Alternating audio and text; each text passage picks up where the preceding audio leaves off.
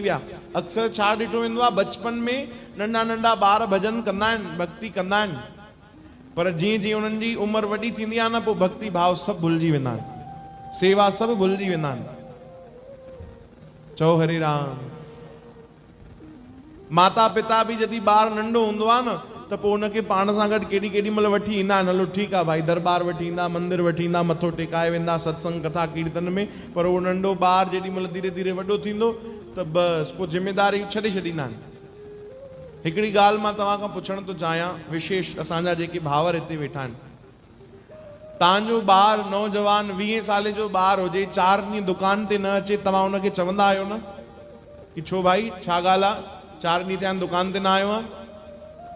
हक़ सां उनखे डांटींदा बि आहियो न कि मूंखे ज़रूरत आहे, तूं अच, 4 ॾींहं थिया आहिनि दुकान ते न आयो आहे भाई, ग्राहकीअ जो समय आहे, हा कि न?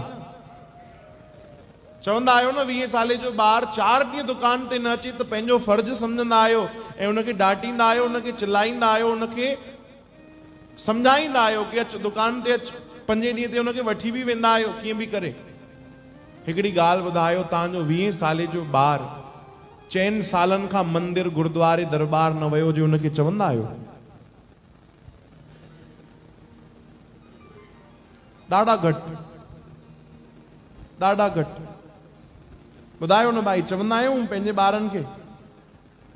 न, उन तरफ़ असांजो कोई फर्ज़ ई न आहे, उन तरफ़ असांजी कोई ड्यूटी न आहे। ऐं पोइ उहे ई माता पिता जॾहिं ॿार 25-30 साले में ग़लति संगति ते हली वेंदो आहे न, पोइ उहे ई माता पिता संतनि वटि वेंदा आहिनि कि बाबा तव्हां कोई दया कयो, ॿार जेको आहे ग़लति संगति में हली वियो आहे। चओ हरे राम। पोइ संत बि त इहो ई सम्झाईंदा आहिनि कि ग़लती कंहिंजी आहे?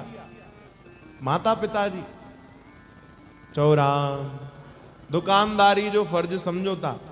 अरे तव्हांजे ॿारनि खे तव्हां संसार जा कम सेखारियो, चाहे न सेखारियो, संसार उन्हनि खे सेखारे छॾींदो। पर जे अगरि उन्हनि खे तव्हां सत मार्ग ते, भक्तीअ जे राह ते, सेवा में न जोड़ियो त संसार न सेखारींदो।